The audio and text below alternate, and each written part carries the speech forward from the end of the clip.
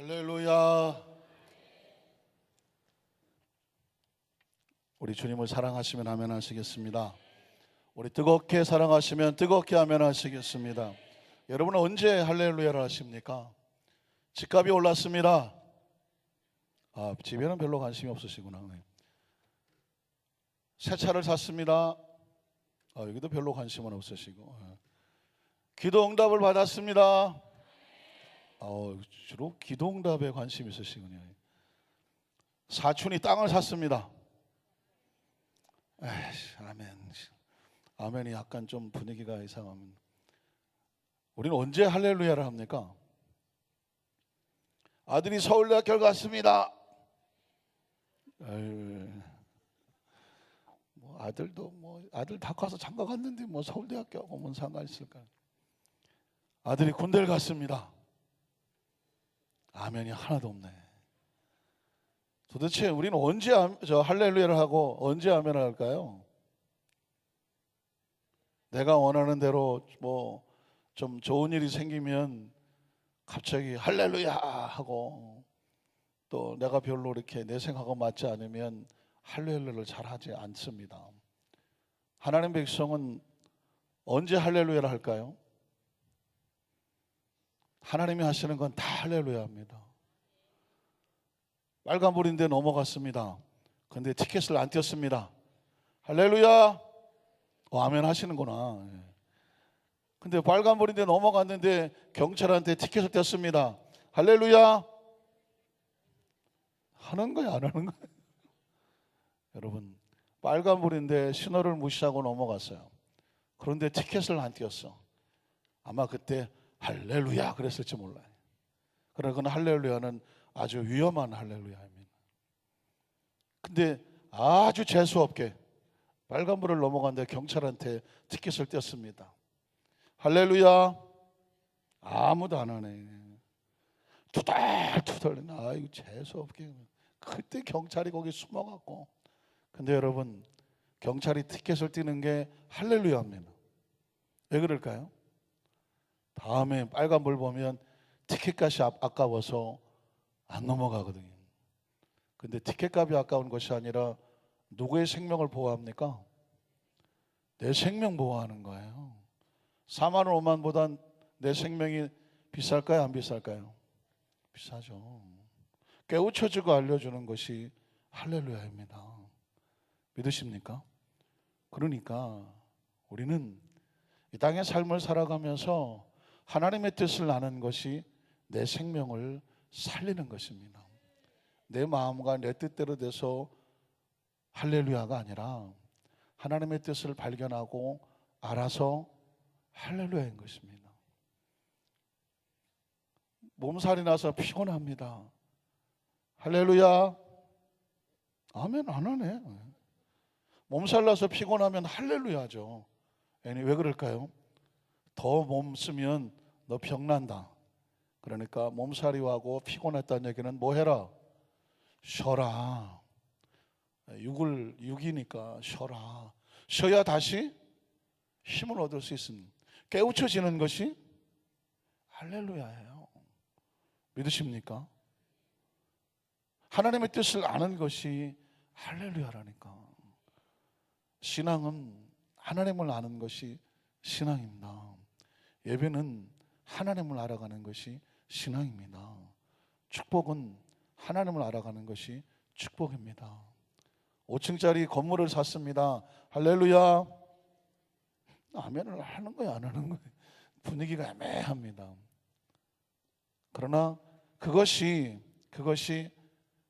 건물 짓느라고 교회를 안 갔습니다. 할렐루야. 아멘 안 하시네. 이건 제가 말씀드렸죠. 무엇을 하든지 하나님을 알아가고 하나님의 뜻을 발견해 가는 것이 할렐루야입니다. 믿으십니까? 신앙이 정확한 개념이 없으면 교회를 다녀도 기도를 해도 성경을 읽어도 내 마음대로 해석을 하면 아주 위험한 신앙이 되고 어린아이 신앙이 되고, 어제 어느 마켓을 갔더니 한 5살짜리하고 한 3살짜리 여자아이가 물건을 사러 왔는데 언니가 돈을 주고 사탕을 사니까 3살짜리가 성질을 더럽게 내는 거지. 내가 한번 해볼 거야 이러면서 어떻게 하냐면 사탕을 막 집어 던지고 돈 내놓으라고 하고 해버립니다. 왜 그럴까요? 어린아이는 상황 판단이 안 되고 누구 마음대로 해야 돼요? 내 마음대로 해야 돼요. 내 마음대로. 그러니까 신앙이 어리면 뭐든지 누구 마음대로? 내 마음대로 해요. 근데 5살짜리가 3살짜리한테 양보를 하네. 연세가 좀 드셔갖고 양보를 해. 왜? 3살짜리가 막 있는데 인상을 쓰고 막 뭐라 그러니까 그 옆에 있던 엄마가 언니한테 야, 그 동생한테 그거 좀 네가 하게 해라 그랬더니 그 5살짜리도 그렇게 연세가 많으신 분은 아니시잖아요. 그분도 자기가 하고 싶은 대로 하고 싶은데 3살짜리가 조금 젊으시다고 얼마나 인상을 더럽게 빡빡 쓰면서 그냥 제가 옆에 서 있는데도 막 울고 난리를 치니까 연세 드신 분이 양보하시더만. 5살씩 오래 사셨지 5년을 사신 분이 3살짜리한테 양보를 하더라고요. 느끼는 거 보겠죠. 아, 신앙이란 뭐냐면 점점 성숙해 가면서 내 뜻을 점점 놔주는 거죠. 믿으십니까? 왜 그럴까요? 주님의 뜻이 자꾸 안에 들어오는 것입니다. 한번 따라 하실까요? 신앙이란 주님을 더 알아가는 것입니다. 그래서 여러분 정말 우리가 존경하고 우리가 정말 닮아가야 될 것은 뭐냐면 주님을 점점 알아가는 사람을 존경해야 돼요. 따라가야 되고 거기에 우리의 목적을 두어야 됩니다. 우리가 너무나 잘 아는 찬양 지난 수요예배 때 불렀는데도요.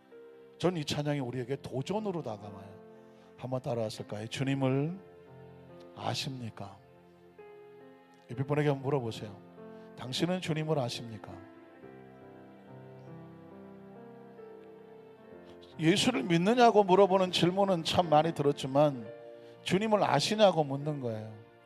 주님의 마음을 아시고 주님의 생각을 아시고 주님께서 지금 나에게 무엇을 요구하는지를 아십니까?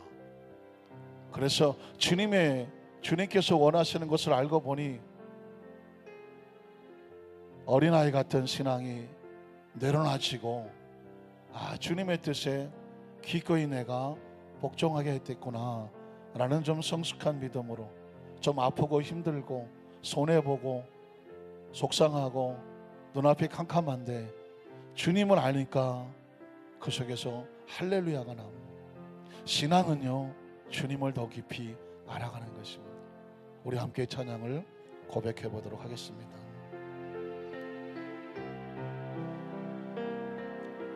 주님을 아십니까? 주를 아는가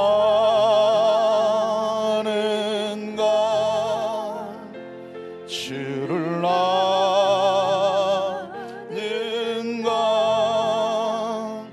그 이름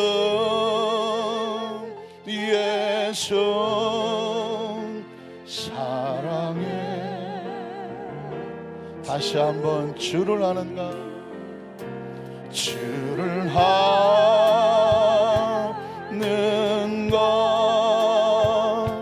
주를 아는가 그 이름 예수 사랑해 주는 그리스도 살아계신 하나님 독생자 되신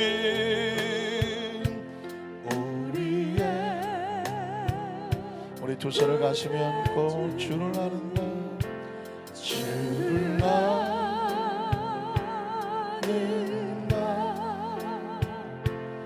주를 아는가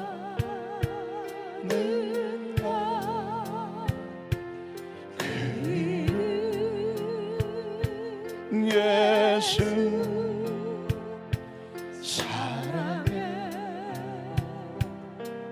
주는 그리스도, 주는 그리스도, 살아계신 하나님, 독생자 되신 우리의 주는 그리스도, 주는 그리스도, 살아계신 하나님, 독생자 되신 우리의 구세주. 잠시 눈을 감고 묵상으로 기도합니다. 인생을 이만큼 살아오면서 각자 나이에 따라서 또 신앙생활을 해오시면서 그런 질문을 혹시 해보셨나요? 나는 주님의 마음을 얼마나 알고 있을까? 나는 얼마나 주님을 닮아가고 있을까? 성경을 통해서 성경을 읽으면서 하나님 말씀을 들으면서 내 육신의 감정과 내 생각과 계산이 주님의 말씀, 하나님 말씀과 혹시 정면으로 부딪힐 때에 나는 과연 무엇을 포기하고 무엇을 따라갈까? 어린아이일수록 자기 고집대로 하고 성숙해 갈수록 기꺼이 하나님 말씀에 양보하고 순종하고 내 뜻을 꺾어내기도 하죠. 기도는 내 뜻을 꺾고 하나님의 뜻을 붙잡는 것입니다. 주님께서 말씀을 들을 때도 마찬가지입니다. 하나님의 말씀이 내 심령과 골수를 쪼개고 내 뜻을 꺾고 내 계산을 꺾고 내 마음을 꺾고 하나님의 마음으로 새롭게 무장되게 하여 주시옵소서. 우리 한번 이 말씀을 듣기 전에 주님의 이름을 3번 부르고 우리 한번 통성으로 기도했으면 좋겠습니다. 주여 주여 주여, 하나님 아버지 감사합니다. 하나님은 영이시니 예배하는 자가 신령과 진정으로 예배할지니라. 하나님은 영이시니 예배하는 자가 신령과 진정으로 아버지 앞에 나와서 그 거룩한 성호를 찬양하며 내 계산과 내 경험과 내 본성과 내 본능과 내 마음에 가지고 있는 욕심과 내 취향과 내 성격과 내가 주인 되는 것이 아니라 하나님이 주인 되고 말씀이 주인 되고 생각이 주인이 되어서 주님께서 원하시는 것, 주님이 명령하시는 것, 하나님의 나라 속에서 우리에게 가르쳐 주시는 것, 그 하나님의 생각에 주님을 알아갈수록 더 기꺼이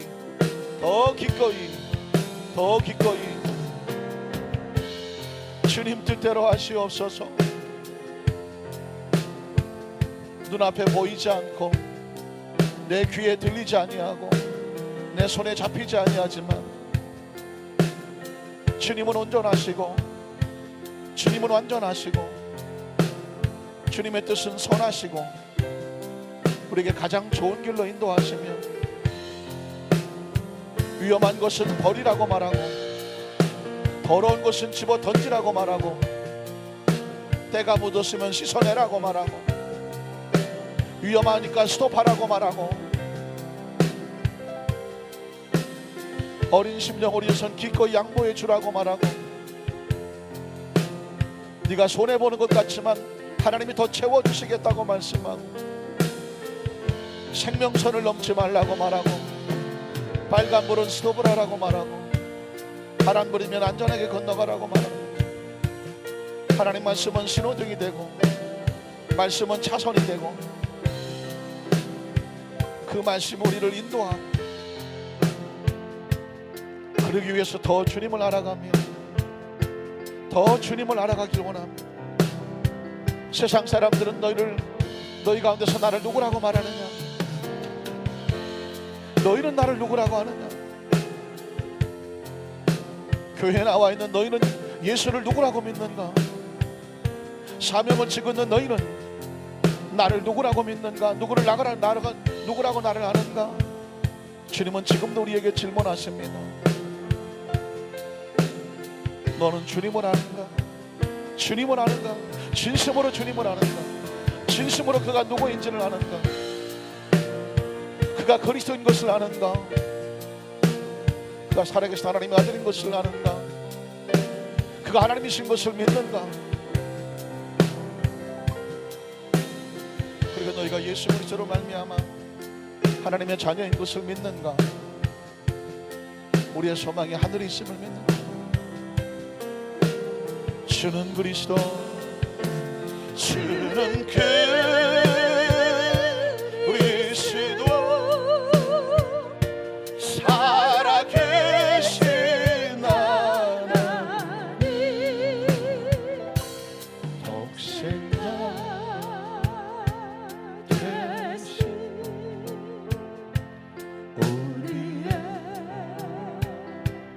구세주. 하나님 감사합니다.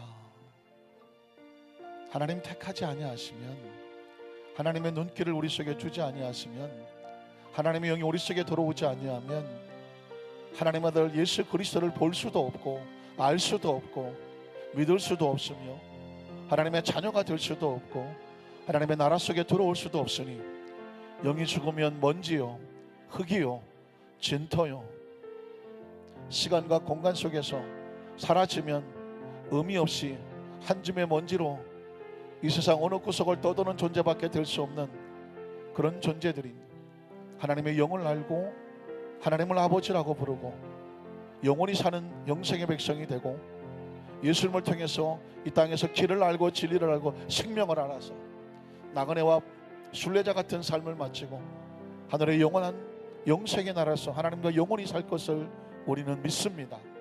더 주님을 더 가까이 알아가는 것이 우리의 복인 것을 기억하며 세상의 마음 뺏기지 아니하고 생각 뺏기지 아니하고 하나님의 말씀을 갖고 이 세상을 하나님의 보호 속에서 안전하게 한 걸음 한 걸음 하나님께서 원하시는 삶을 살아가는 하나님의 사랑하신 우리 안산교회 성도들 되게 하여 주시옵소서. 정말 힘들고 어려운 가운데서도 이 길이 아니면, 하나님이 아니면 살아갈 수 없음을 고백하며 이 성전에 나온 죄 백성들 반드시 지키시고 보호하시고 함께 하셔서 하나님께서 그 배후에 어떻게 역사하신지를 반드시 볼 수 있는 축복의 통로들이 되게 하여 주시옵소서. 이 시간 금식성산, 기도성산에서 하나님 금식성에 참여하고 있는 우리 여선교회와 함께 하신 우리 모든 성도님들에게도 힘주시고 내주시고 능력 주셔서 하나님의 마음과 주님을 더 많이 알고 성산에서 내려올 수 있도록 주여 붙잡아 주시옵소서. 금식하는 것이 목적이 아니고 예배를 참석하는 것이 목적이 아니라 주님을 더 많이 알게 하여 주시옵시고 내 뜻을 더 많이 내려놓고 꺾어놓고 비워놓고 하나님 말씀만 붙잡고 내려오게 하여 주시옵소서. 예수님 이름으로 간절히 축복하고 기도드리옵나이다. 아멘. 우리 자기서 한번 축복하실까요? 하나님이 당신을 사랑하십니다. 하나님은 당신이 하나님의 제자가 되기를 원합니다. 주님을 더 많이 알기를 원하십니다. 할렐루야. 한번 따라 하실까요? 외모로 판단하지 말고 공의롭게 판단하라. 왜 투죠? 지난 수요일 예배 때 외모로 판단하지 말고 공의롭게 판단하라 라는 제목의 완의 말씀을 나눈 적이 있기 때문에 그렇습니다. 여러분, 현대인들을 상징하는 여러 가지 표현 중에 하나가 다른 어느 때보다도 외모 지상주의. 무슨 뜻일까요? 모든 최선의 가치를 외모에다가 둘 때 외모 지상주의 라는 표현을 씁니다. 혹시 뭐 오래된 이야기지만 조심스럽지만 이런 얘기가 있었죠. 과거 있는 여자는 용서해도 못생긴 여자는 용서 못한다. 그런 얘기가 있었어요. 물론 뭐 여자만 그랬겠습니까? 여자들도 할 수 있죠. 과거가 좀 캥기는 남자는 용서가 돼도 못생긴 남자는 용서 못한다. 그게 사회적인 통점처럼, 그러니까 예전엔 뭐 과거 있는 여자, 과거 있는 남자 그러면 왠지 뭐 사람들에게 약간 좀 손가락질 당한다는 도덕적인 관점에서 판단을 받았지만 이제는 과거는 상관없다는 것입니다. 못생기지 마라 그러잖아요.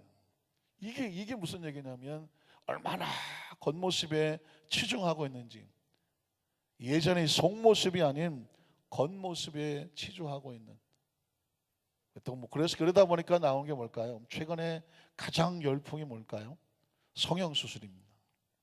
강남 쪽에 한번 제가 가본 적이 있는데 지하철을 타고 나와봤더니 무슨 그냥 지하철 벽이고 올라오는 벽 나와 보니까 무슨 역인지 잘 기억이 안 나는데 좌우에 으리으리 화려한 건물에 모조리 성형 병원이라 그래, 성형의원이라 그래요. 성형수술하는 광고에다가 병원 건물이 얼마나 많이 써 있는지 몰라요. 성형수술이 뭘까요? 얼굴을 바꿔놓는다는 거예요. 얼굴을. 나는 성형수술을 했다. 오로지 우리 안산교회 성도님들은 내가 믿는 건 얼굴뿐이다 그래갖고 수술 안 하시고 여태까지 버텨오셨거든요. 요즘은 뭐 그냥 엄청난 쌍꺼풀은 그냥 기본이죠.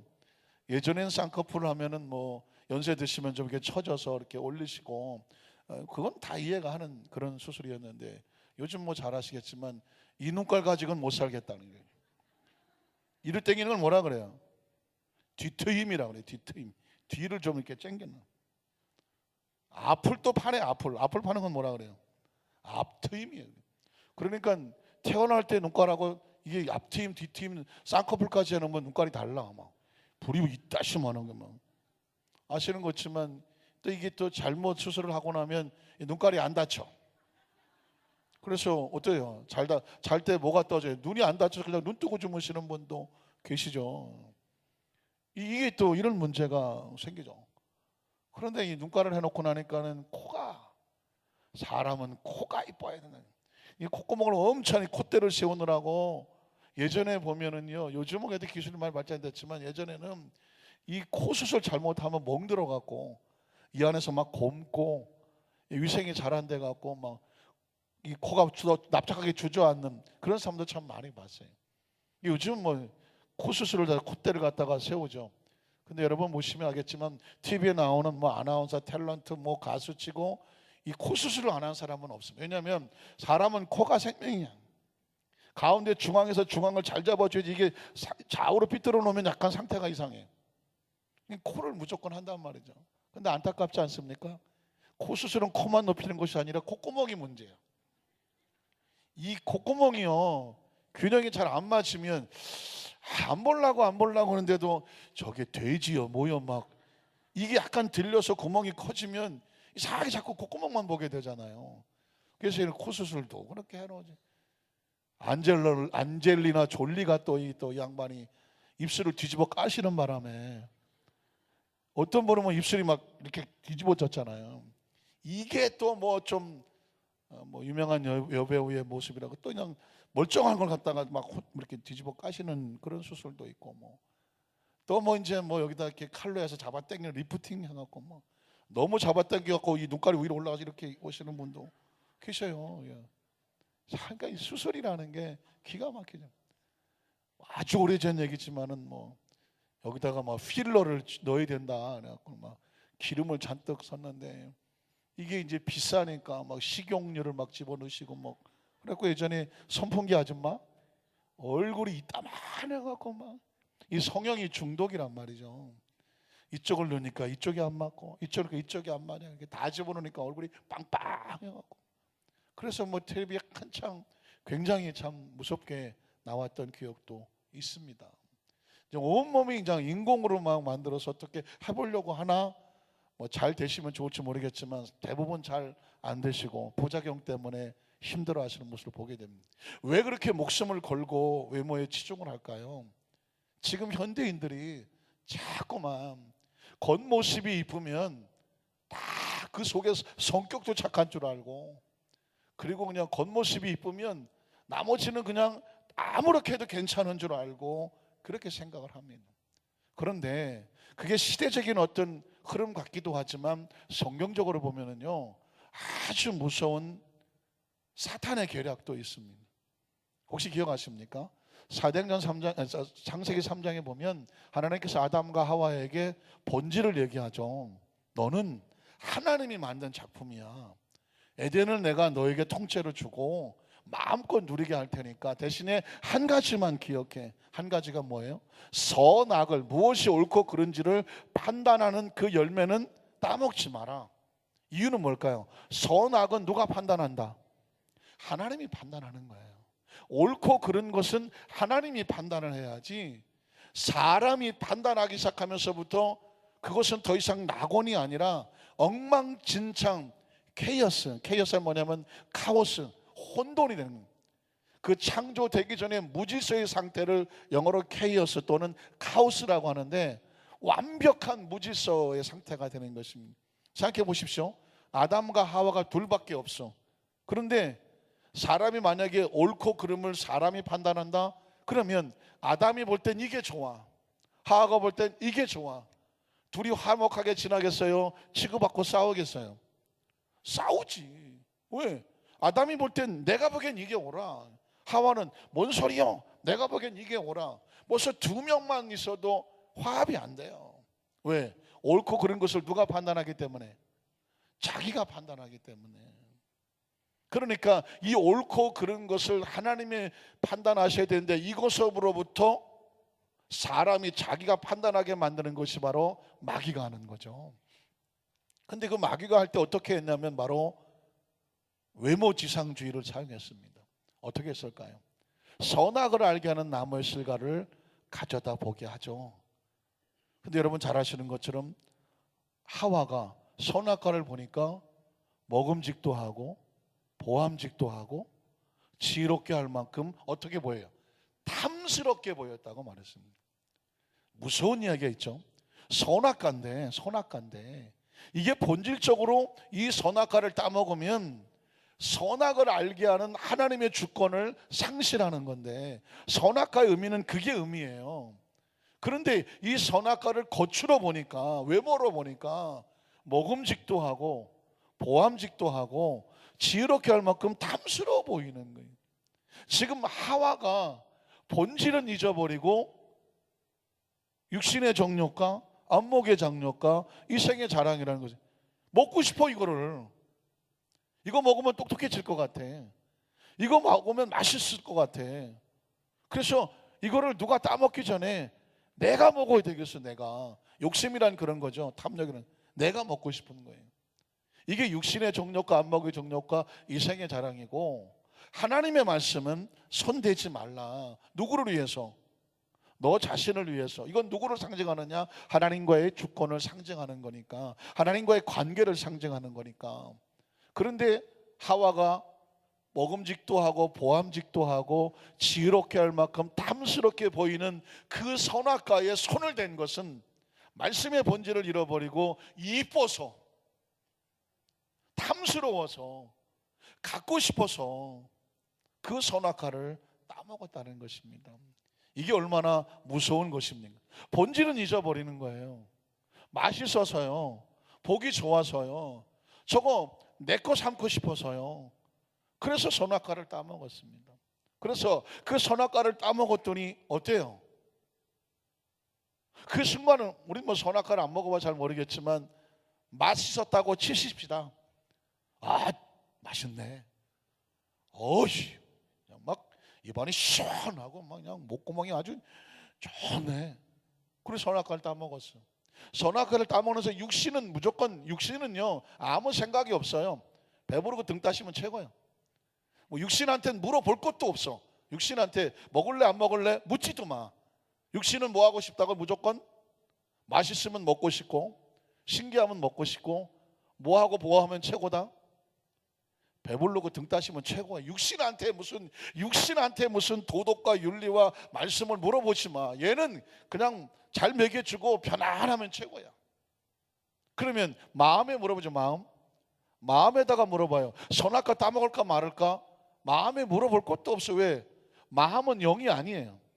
그러니까 사람 마음은 자기 알아주고 인정해주고 뭐 잘해주고 부드럽게 대해주고 착하게 대해주면 저 사람이 날 좋아하나 봐. 마음은 그것만 원해요. 그 마음이 무슨 다른 걸 원하지 않아요. 그러면 하나님 말씀은 육으로 지키는 것도 아니고 마음이 지키는 게 아니에요. 뭐에게 물어봐야 돼요? 영에게 물어봐야지. 영, 우리의 영 뭐냐? 하나님을 아는 영에게 물어봐야죠. 영적으로 판단해야 되죠. 자, 이 선악과를 따먹을까 말까 영적으로 판단을 해야 되죠. 영은 뭐라고 말할까? 영은 다른 데 관심이 없어요. 하나님과 나와의 관계에만 관심이 있어. 자, 보세요. 육신은 뭐에 관심이 있어요? 배부르고 등 따시면 최고예요. 안 먹으면 몸이 아주 막 불안해 한다는 거예요. 추우면 몸이 막 흔들고 그래요. 마음은 관계 속에서 편안하면 속 편한 게 최고예요. 속 편한 게. 그러나 영은 먹는 데 관심이 없어. 왜? 영이 먹는 게 아니잖아요. 영은 사람들의 관계에 별로 관심이 없어. 왜? 영은 누구의 관계에 관심이 있어요? 하나님과의 관계에 관심이 있어요. 그러니까 영은 오직 이 말씀을, 자, 이걸 내가 행동함으로 인해서 하나님과의 관계가 편안하면 영은 그걸 쫓아가. 그런데 내가 이것을 선택함으로 몸도 배부르고 등 따시고 마음도 편한데 영이 불안해. 그럼 영은 된다 그래요? 안 된다 그래요? 안 된다고 하죠. 안 된다고 하는 거예요. 그래서 하나님께서는 아담과 하와에게 영을 부어줬잖아요. 영을 생기를 불어넣어줬죠. 그리고 그 영에게 얘기하는 거죠. 이 말씀 지켜 선악과 따먹지 마.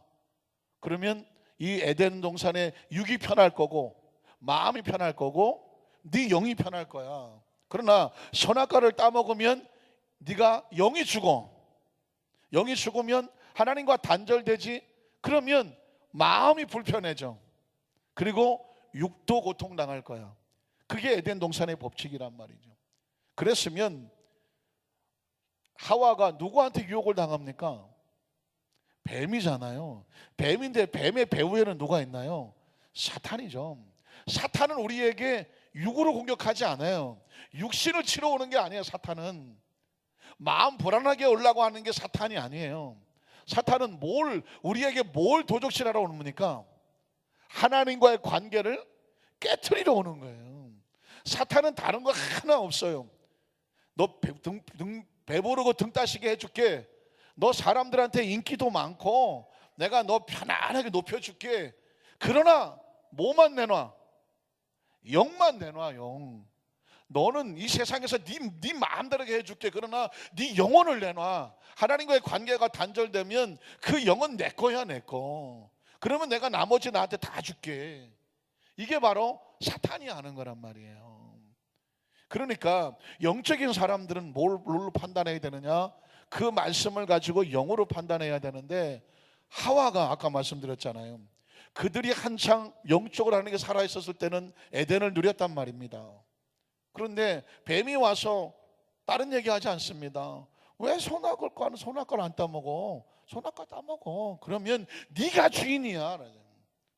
왜 하나님한테 가서 맨날 가서 이게 옳아요 저가 옳아요 맨날 가서 물어봐.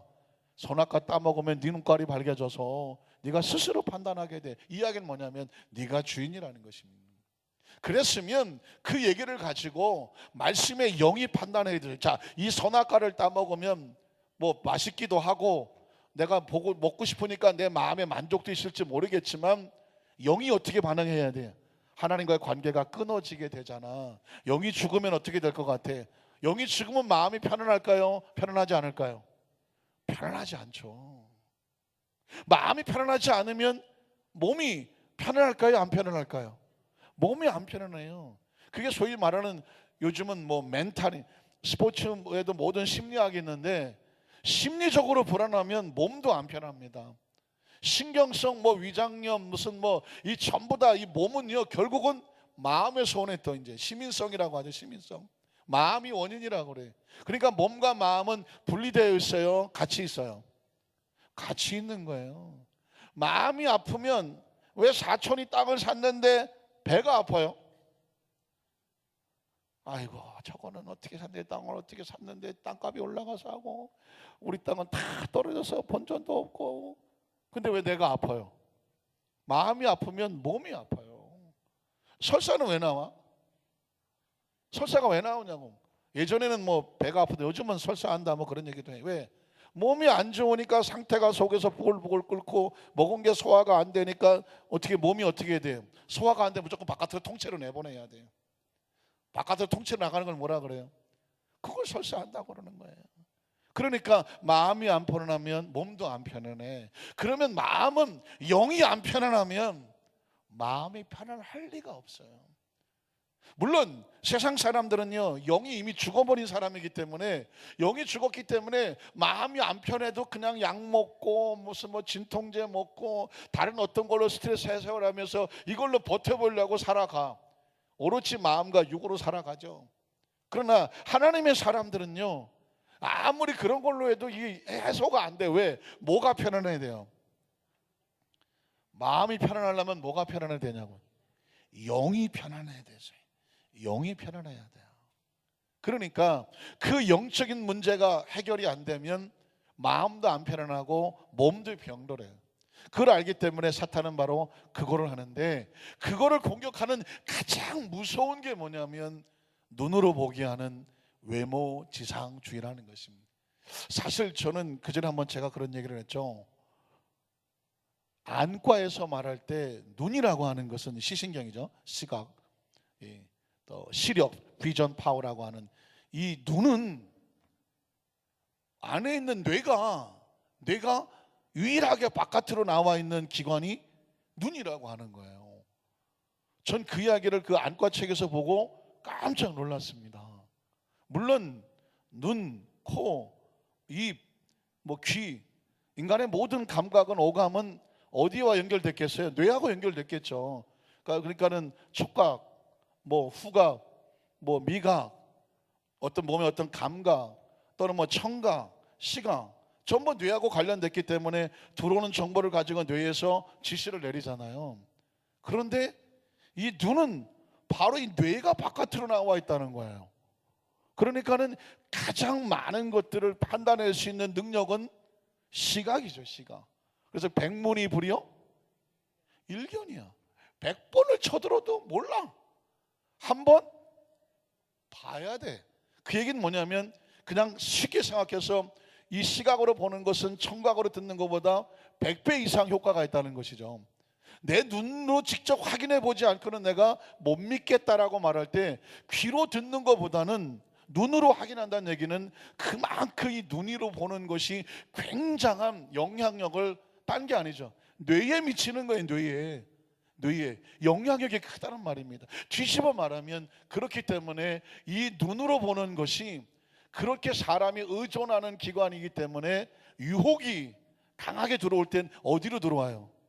눈으로 들어오겠죠. 그래서 사람이 눈으로 보는 거면, 자기 눈깔로 본 거면 이게 확실하다고 생각을 해요. 자기 눈으로 본 거면 확실하다고 생각하는 착각에 빠지죠. 이게 아주 무서운 거예요. 자, 예를 들면 사무엘상 16장 6절에 보면 기도하기를 쉬지 않는 사무엘이라는 사람이 이스라엘의 두 번째 왕을 선택하기 위해서 저 베들레헴 이새의 집, 이새가 누굴까요? 다윗의 아버지죠. 이새의 집을 갑니다. 이새에게는 몇 명의 아들이 있었을까요? 전 절대 어려운 문제 내지 않는다고. 이 손가락 딱 준비하고 올라오는 거 보십시오. 몇 명이에요? 8명이 있었습니다. 그런데 그 사무엘이 갔을 때 그 집에 몇 명이 나와 있었던가요? 아들이 7명만 나와 있었습니다. 그 몇 명이 빠졌나요? 우리 교회 성도들은 수학도 잘해야 돼. 물론 산수예지만 한 명은 빠뜨렸어요. 그 빠뜨린 한 명이 누구예요?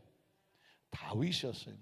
근데 뭐 어느 그 어떤 뭐 자료에 보니까 사실은 이새에게는 그 당시에 부인들이 그 당시 뭐 일부 다처가 있으니까 일부 다처가 있는데 아마도 다윗은 그 다처 중에서도 가장 좀 천한 집, 좀 뭐 종이 든 그런 어떤 여자를 통해서 그 첩을 통해서 뭐 이렇게 태어난 아들이라 형들에게도 밀리고 아버지도 이렇게 대놓고 그 막내 그 다윗을 어쩌다가 난 저놈을 그렇게 중요시 여기지를 않았을 수도 있다라고 하는 자료가 있어요. 어쨌든 다윗은 부모한테도 인정을 받지 못하고 그의 어머니 이름도 나오지 아니하고 형들에도 치이고 나이도 제일 어리고 그래서 어떻게 하냐면 저 목동 저 시골에 같은 곳에서 형들을 대신해서 양이나 치고 있는 존재. 아주 중요한 것은 아버지의 기대도 없는 세상적으로는 아주 볼품없는 그 존재가 다윗이에요. 그 집에 사무엘이 하나님의 말씀에 따라서 이스라엘의 2대 왕으로 기름 부을 자를 찾아서 갔는데 문제는 큰아들이에요. 그 큰아들이 엘리압이라고 하는 장남이에요. 근데 이 장남이 엄청 잘생겼어. 키도 크고 그리고 뭐 용모가 훌륭해. 준수하다고 할까요? 제가 이 부분의 설교를 할 때마다 항상 혹시 상상이 안 되거든 제 얼굴을 봐라. 그냥 얼굴만 봐라. 뭐 어떻게 딱히 견줄 만한 사람이 아이고 장로님도 계시고 또 장로님 계시네. 그러면 뭐 그냥 우리 김원영 장로님을 봐라. 정면으로 잘 안 보이니까 그럼 유하영 장로님을 봐라. 뭐 이렇게 하시고 어쨌든 간에 굉장히 준수하고 키도 컸던 것 같아요. 자, 사무엘이 이 엘리압을 보고 어떤 반응을 보였을까요? 잘 볼까요? 그들이 오매, 그들이 뭐냐면 이새의 7 아들이 옵니다. 사무엘이 엘리압을 봅니다. 자, 본다는 단어에 계속 밑줄을 그쳐야 돼요. 시각으로 보는 거예요. 사무엘은 기도하는 것도 기도를 쉬는 것도 범죄라고 생각하고 기도하고 영이 깨어있는 당시 최고의 선지자였습니다. 그런데 엘리압을 봤어요. 그리고 보면 사람이 견물생심, 뭘 보면 뭐가 생겨요? 마음이 생겨요. 자, 견물생심하니까는 무슨 욕심만 있는 게 아니라 무조건 보면 뇌가 연결됐기 때문에 마음에 생각이 생겨. 사무엘이 엘리압을 봤더니 마음에 생각이 생겼어요. 어떤 생각이 생겼냐 했더니 야훼의 기름 부으실 자가 과연 주님 앞에 있도다라고 말을 합니다. 여기서 굉장히 무서운 말이 나오죠. 이게 누구 생각이에요? 사무엘 생각이죠. 누구 눈깔로 봤나요? 사무엘의 눈으로 본 거예요. 근데 뭐라고 말하냐면 자기 생각이 맞다라는 것을 입증하기 위해서 누구를 끌어들이고 있나요? 주님을 끌어들이고 있죠. 과연 하나님이 기름 부으실 만한 사람이 하나님 앞에 있네. 보기는 누가 봐놓고? 자기가 봐놨죠. 누구 판단이에요? 자기 판단이죠. 누구 결정이에요? 자기 결정이에요. 그래 놓고는 한다는 말이 이 정도는 돼야 하나님이 이스라엘 나라를 맡길만 하시겠지 하면서 지금 사무엘은 엘리압의 무엇을 보고 판단했나요? 외모를 보고 그 사람의 생각이 어떤지 그 사람이 평소에 어떻게 살아왔는지 아무것도 몰라요. 근데 사무엘조차도 엘리압을 눈으로 보고 이 정도면이라고 생각했습니다. 우린 여기서 사람이 눈으로 판단하는 것이 얼마나 자기가 기준으로 삼고 눈에 보기 좋으면 이 정도면 영적인 것도 눈으로 판단하려고 하고, 두 번째는 뭐냐면 그 눈으로 보는 것이 얼마나 위험하냐, 눈으로 보고 판단하는 것이 얼마나 위험한지를 알아야 돼요. 눈으로 보기 좋다고 해서 그 사람이 딱 맞는 사람이 아니야.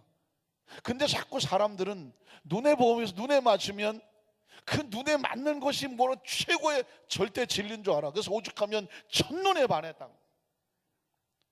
혹시 난 우리 남편하고 첫눈에 반했다. 손 들어요. 다행인지 불행인지 첫눈에 반은 날 하나도 없네. 그러니까 이 첫눈에 반했다는 얘기가, 특히 여성들은 그런 얘기 하죠. 첫눈에 반한 남자하고 살아야 돼. 없어. 그게 뭔가 낭만적이잖아요. 첫눈에 반하면은 운명인가 봐. 우리는 뭐 소울메이트, 영혼의 무슨 뭔가 봐 하고 뭔가 자꾸 갖다 붙이려고 해. 그러나 눈으로 바라보는 것만큼 무서운 착각은 없다라는 것을 지금 사무엘이 보여주고 있잖아요. 아무리 기도를 많이 하고 하나님이 쓰시는 당시 이스라엘의 운명을 쥐고 흔들 수 있는 그런 선지자가 사무엘의 눈에 엘리압을 봤는데 너무 잘생겼어. 너무 훌륭하게 생겼어. 눈에 마음이 확 들어버렸어. 그러니까 뭐라고 말하냐면 눈에 보기 좋으니까, 내 눈에 보기 좋으니까 하나님 보시기에 좋을 거라고 생각을 했답니다. 저는 여기서 이게 아주 무서운 거구나. 신앙생활 하면서 영적인 착각, 영적인 오판, 그죠? 내 생각인데 마치 하나님의 생각과 맞은 것처럼, 그리고 그렇게 봐놓고 그것을 합리화시키기 위해서 하나님이 인정하실 만하네 이렇게 말합니다. 내가 마음에 든다고 하나님 의견은 물어보지도 아니하고 하나님 앞에 기름 부으실 자가 여기 있구나 하고, 그 다음 행동이 뭐예요? 사무엘이 하나님 앞에 물어보지도 아니하고 뭘 해요? 기름불을 가지고 가서 자기가 머리에다 기름을 부으려고 합니다. 여러분, 이 한 구절만 가지고도 우리의 삶 속에도 그런 행동과 모습과 그 남의 이야기가 아니에요. 저와 여러분의 이야기예요. 매 순간 크리스찬 삶 가운데 눈으로 보는 걸 조심해야 돼. 그게 제가 눈깔이라고 해서 조금 목사님은 왜 가급적이면 고급적인 언어를 쓰시지 왜 눈깔이라고 하실까 하는데, 그 이유는 딴 게 아니, 강조하느라고 그래요. 강조하느라고. 눈이죠. 눈으로 보는 거를 조심하셔야 됩니다. 왜냐하면 그 다음 절을 보면 하나님이 가슴을 치거든요. 17절을 볼까요? 17절을 보면 야훼께서 사무엘에게 이르시되, 기억하셔야 돼요. 그의 용모와 뭐를 보지 마라? 보지 마. 보지 마. 사람 자체가 말씀드려요. 왜 성형수술을 하고 왜 외모에 신경 쓰냐면, 우리 눈깔은 뭐가 보기 좋으냐면요, 좌우 대칭이 맞아야 돼. 좌우 대칭이 잘 맞는 거에 눈에 익숙하게 편안해요. 예를 들면 우리의 이 건물 안에도 딱 보면 가운데 중앙이 딱 돼서 의자가 좌우를 안아주고 오와 열이 딱 맞아야 보기가 좋아. 만약에 의자가 대충 아무렇게나 막 흐트러져 놓으면 뭐 이렇게 앉고 저렇게 앉으면 어때요? 앉기만 하면 되지. 근데 마음이 편안해요, 안 편안해요? 마음이 안 편안해요. 막 강대상도 이렇게 일자로 쫙 됐고 뭐 이렇게 있어야 뭐가 정돈된 것 같으지, 이게 뭐 하나 저리가 있고 저리가 삐뚤어져 있으면 마음이 불편해. 마음이 불편하는 것이 아니라 일단 눈깔에 불편해. 보기에 좀 이상해. 마찬가지입니다. 우리 눈도 하나님이 좌우 대칭으로 코를 가운데 두고 눈이 좌우에 중앙이 돼 있고 코도 중앙에 이렇게 돼 있고 입술도 균형이 맞고 얼굴이 무슨 뭐 계란형이든 무슨 뭐 호빵형이든 이렇게 좀 이게 몸이 있어. 이게 보기 좋은 것을 자꾸 눈에 보기 좋은 것을 찾다가 보니까 사람들이 다 같이 그런 모습을 갖추려고 하고, 여러분들이 화장을 했는데 한쪽은 이리 비치고 한쪽은 저쪽 비치면 그대로 나와요, 안 나와요? 안 나와. 뭐 할 때까지 안 나와요? 이걸 똑바로 균형을 맞출 때까지 안 나와. 그리고 예전에는 남자들이 무조건 커야 돼. 커야 돼. 왜 커야 될까요? 옛날에는 사냥을 하고 높은 데 있는 과일 이런 거는 키 작은 사람은 못 뛰어. 이거를 키 큰 사람이 그거를 뜯어주고, 또 아무래도 키 큰 사람이 볼 때 멀리 봐, 사냥하고 하니까 그냥 여성들이 볼 때 키 큰 남자들이 훨씬 멋있어 보였던 거예요. 요즘은 다 필요 없어. 키 작고 크고 이런 게 중요한 게 아니에요. 높은 데 올라가는 건 뭐 장대로 떨어뜨릴 수도 있는데 뭐 그게 중요한 게 아닙니다. 그런데 지금 우리 눈은 아직도 그런 데 익숙해 있어요. 그런데 사무엘 역시도 눈은 이 엘리압이 아마 키도 크고 얼굴도 커요 멀겋고 눈깔도 좌우 대칭이 많고 콧구멍도 좌우 대칭이 많고 뭔가 보기 좋았던 것 같은 거예요. 그런데 하나님 말합니다. 그런 거 어떻게 하라고요? 보지 마. 뒤집어 얘기하면 인간은 보는 것에 약하게 되어 있다는 것이죠. 그럼 뭘 볼까요? 하나님이 이렇게 말합니다. 내가 이미 그를 버렸다고 말을 합니다. 버렸다는 얘기는 뭘까? 하나님 관계가 깨진 거죠. 하나님과의 관계가 깨진 사람은 아무리 키가 장대 같고 무슨 뭐 얼굴이 모델같이 생겨서 눈에 보기 좋다고 할지라도 그건 아니다라는 것입니다. 그러면서 저 유명한 말이 뭘까요? 그 다음에 보면 사람은 뭘 봐요? 내가 보는 것은 사람과 같지 않는데 사람은 뭘 봐요? 하나님도 인정을 했어요. 사람은 뭘 볼 수밖에 없어요? 외모를 볼 수밖에 없어. 왜? 그 사람의 과거나 지금 안의 내용을 볼 수가 없기 때문에 외모를 통해서 그 사람이 어떤 것을 파악해 보려고 한눈에 쭉 훑어보는 거예요. 머리 스타일은 어떻고, 보니까 뭐 옷은 어떻게 입었고, 모습 한눈에 한번 쫙 보면 이게 나와. 아, 이 사람은 대충 어떻겠구나 라고 이 눈으로 보면서 파악을 하려고 들어. 다른 게 없으니까 파악을 하려고 들어. 그러나 하나님은 사람을 볼 때에 외모로 보는 것이 아니라 무엇으로 본다? 나 야훼는 무엇으로 보느니라? 중심을 보느니라 하시더라는 거예요. 하나님께서 엘리야에게 기름 붓지 말라고 한 이유는 뭐냐? 외모는 훌륭해. 그러나 그 중심에 뭐가 없어요? 하나님이 없어요. 하나님이 없어요. 그러니까 하나님과의 관계 속에서 가장 무서운 것은 뭐냐면 하나님이 버린 사람은 사람도 가까이 하면 안 돼. 왜 그럴까요? 그게 바로 시편 1편에 복 있는 사람은 악인의 꾀를 쫓아가지 않아. 죄인의 길에 서지 않아. 오만한 자의 자리에 앉지 않아. 그 사람들은 악인도 죄인도 오만한 자도 겉모습은 화려할 수가 있어요.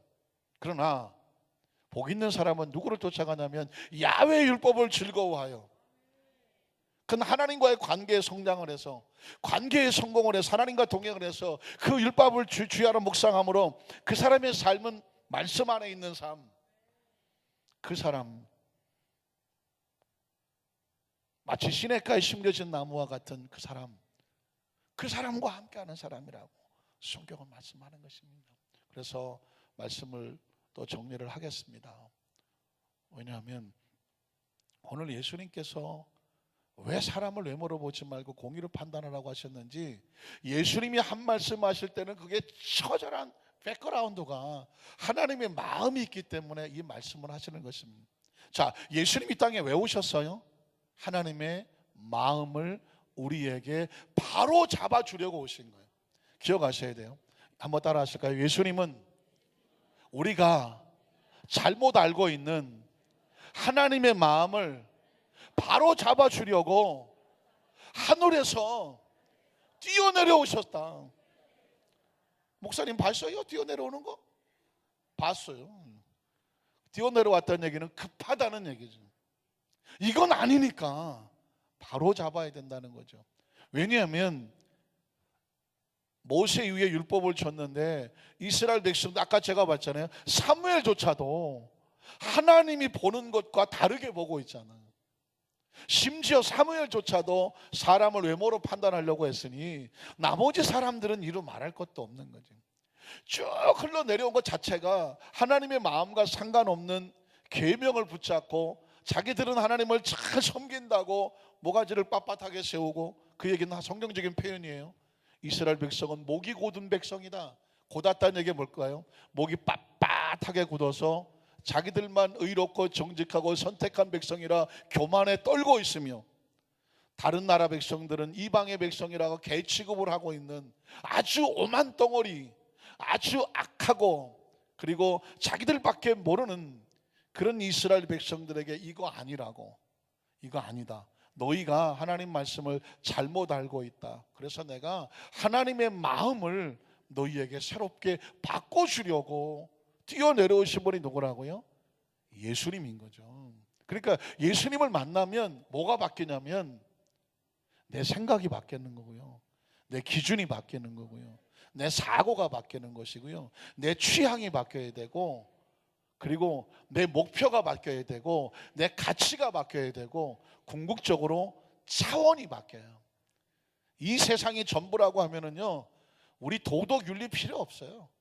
어떻게든지 우리가 모여서 뭐 별의별 방법을 다 동원해서 어떻게든지 우리 창고에다 가득 채워놓고 우리끼리 잘 먹고 잘 살면 돼. 이 세상이 전부 다라면 정말 어차피 뭐 그렇게 살다가 육신이 배부르고 등 따시고 마음 편하고 그냥 뭐 그렇게 살면 되지. 왜냐하면 영적인 가치가 없다면. 그런데 예수님이 오셔서 우리에게 너희는 배부르고 등 따시는 존재로 끝나는 게 아니다.